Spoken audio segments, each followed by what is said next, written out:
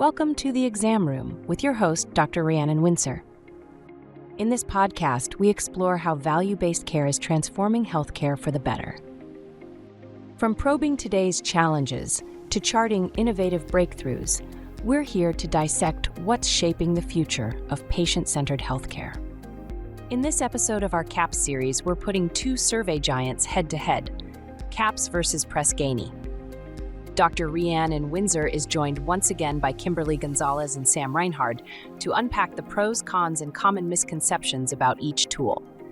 From customizable questions to benchmarking power and even the surprising persistence of snail mail, this conversation explores how health centers can leverage patient surveys without mistaking them for the whole picture.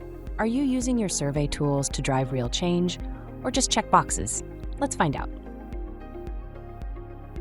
Okay, so we are back in the exam room with Kimberly Gonzalez and Sam Reinhard, and we are continuing our conversation about the CAHPS survey. And in this episode, we want to talk a little bit about the Press Ganey versus the CAHPS survey and some lessons learned. So let's kick it off with getting a better idea of what your perspectives are on the Press Ganey versus the CAHPS. I think they both hold their own value uniquely, but I think it's also important to recognize that and to not treat them interchangeably.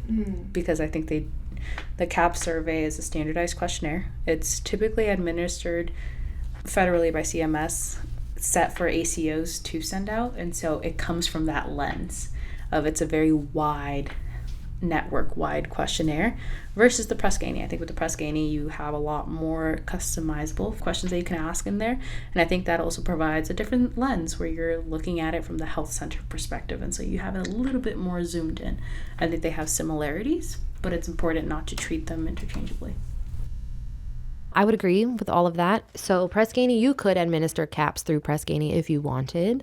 They do have that available if you wanted to do pulse checks on CAHPS along the way. Of course, for a fee, you can do anything. I think by and large, the reason you might want to choose Press Ganey is because they're one of the larger surveying tools within healthcare. So they have a lot of benchmarking. So you can check on very standard questions that are being asked by other entities that are similar to you versus so-and-so asks theirs this way and then they ask this way, and then they're definitely not interchangeable.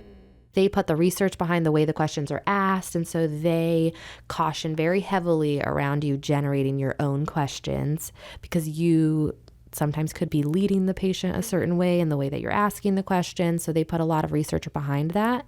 So I think from that perspective, that's a good thing. It is very customizable. However, they created most of the questions that you would choose from. I think this is a best practice of when you're developing what survey you're going to use. They have a question for almost anything. You probably would think of it differently in your head, but you probably really truly want to do it the way that they've phrased it, knowing they put all the research behind it, and most of us haven't.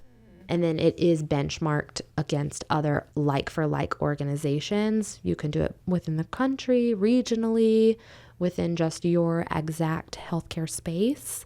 And so you do have that ability, which is largely what I think you're paying for in value, but they're not the same. So like for us, we don't administer the CAHPS through them because we've never really needed to. But whenever I get that feedback about CAHPS survey, I try to look at questions that fall within similar realms to see what data do we know. And so what's the perception within access to care, let's just say, right? Did you get an appointment within a timely manner? Did it fit your schedule? Those kind of things. They still fit within that bucket. And then within each of those, you can get an overall. So you still could come up without that specific question. How did the overall funnel up questions rank within that category, which is nice. And it still proves actionable. I think the easiest way to leverage both and their differences is to map it by domain and try and looking, okay, do we see deficits in both questionnaires? Even though it's not the exact same question, they have this exact same focus. Is it access to care? Is it care coordination? Is it provider communication? And so that at least allows you to create a roadmap from that. But like Sam said, it's just you have to be very careful with treating them interchangeably, because that's when it does get risky. They are two different things. And for example, with the CAHPS survey, I am limited to only being able to compare to nationally other ACOs who are MSSP. And so that limits your scope. I can't look regionally. And so there is a huge difference between an ACO in Arizona versus an ACO on the East Coast. And so those different factors don't really get accounted for when you're doing the comparison and you're trying to look at the percentiles and rankings. And so that's where I think it really becomes important to apply your own context to your score and kind of know, okay, if we're falling short in this area compared to others nationally, why could it be? Is it something going on just geographically where we're at with our rural and isolated communities? That provides its own issues with us being here in Arizona, where others might not encounter that as often.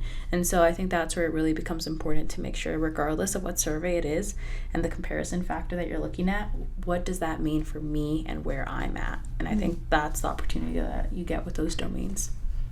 Yeah, so the word on the street is that the Press Ganey has a high margin of error.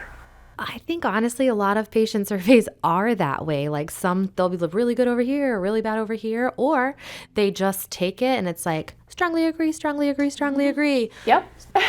I'm like, that is what they do, right? And so I don't know that that's any different with any other survey you would administer.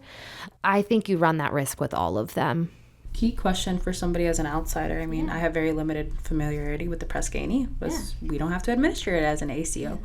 Are the distribution methods similar to CAHPS, where it's telephone, mail? You could. We do electronic and mail. We only do mail, like if you're in our system is not having electronic, like you've opted out of all of those things, then we would send it. That is not preferred. However, we recognize there are some patients within our health center that is going to be the only way you would capture that. It just takes a lot longer to receive that response. So the actionable from it becomes very delayed, because when you're sending it out via mail, you're sending it to their house. So when you're relying on that, then they mail it back to Press Ganey, who then has to have someone probably key it in, I would imagine. I don't know. I don't work there. But so then by the time it actually hits your system, and only if you're going to look back at that month, because generally it depends, like in their system, you can look at things however you want, but like if you're setting up reports, you're going to more than likely, if I'm the practice manager, I want to see what's happening with at least within that week, if not daily. Like I want to see what's coming in.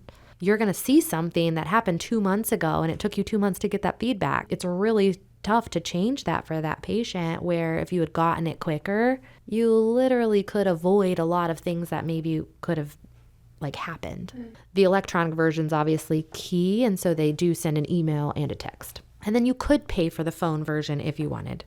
It just depends on what you sign up for. So we don't do that one. We just do the electronic and the mail. And we get much higher electronic. Yeah, because on our end, when I was looking at it, I was just baffled between mail and telephone outreach.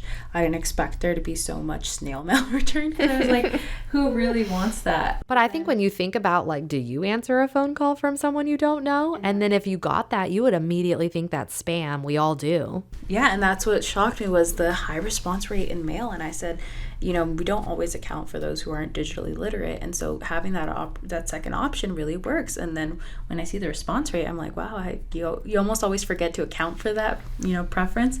But it was interesting to see that, we do have people respond back with traditional mail. And so that's and I think too, you could set that on your counter and you have this visual reminder, where on your phone it gets lost, because if it's an email or a text, you could get 20 more and then that thing's buried. It sends reminders, of course, via email. However, if you have a piece of paper on the counter, it's visual. You could walk by it so many times. No way to snooze that. You can't say ignore it with that email. Correct. And I think at least currently, right, I think eventually we're going to get to a generation who doesn't necessarily live for the mail, but currently so much of their life existed through the mail. That's how you received every bill, for really decades. That's how you received your Christmas card. I mean, all the things. And I think when we look at some of that, we have to remember those components. So if both surveys are kind of flawed, are we building our improvement strategies on a shaky foundation? I don't think so. I think you get that. It cannot be the sole thing you look at. If you said they were doing great, but we know we're taking a complaint a day, then you're falling short. So you can't not do anything just because if say you got 100%, right? This does not happen. Exactly. But say you had 100% on something, and then on this hand, over here, I keep taking this complaint, you're not going to not do something about that. And then on the flip side, if it's tanking over here, you're going to wonder, is this really happening? So you have to still look at the experience of, and so whether you're looking at other patient feedback mechanisms as one thing, I think sometimes too, it could just be the follow through. Like, do we have low follow through on referrals, on care coordination? If you scored low on that, well, they probably aren't getting them timely. They said they weren't, and they're not going and doing all the things because they probably felt a little bit better, and then they're like offed it. Maybe something's not really wrong with me. This is real in healthcare, right? Something forced us to go, and if there's like a mild improvement, we're no longer going to follow through. It doesn't mean that it didn't go away. It's just because we became mindful for a hot second. If we're having some of this low follow through, then maybe there's something to look at there. And so you have to look at other components. It can't just be the one.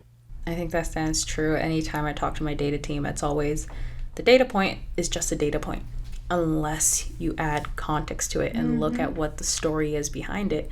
And so you can't, like I said earlier, you have to treat them as a patient communication tool where you're hearing feedback from them, and that in turn provides opportunities for you to improve or continue what you're doing. And so you really do need to add that, and the only way to that is by having those conversations internally and figuring out what can we do to improve this part that the patient is saying we're lacking or what we're doing really well on, looking at it from both sides. Yeah, so these surveys aren't the tool, they're just one tool. They are just one tool. Yeah. Excellent. Thank you so much. Thank you for joining us in the exam room, where we examine the vital signs of value-based care and diagnose what's shaping the future of healthcare. We hope this conversation was as insightful as your last checkup. A big thank you to our guests for sharing their expertise and prescribing actionable ideas. Stay tuned for more episodes as we probe the topics that matter most in value-based care. Until next time, take care, and thanks for listening to The Exam Room.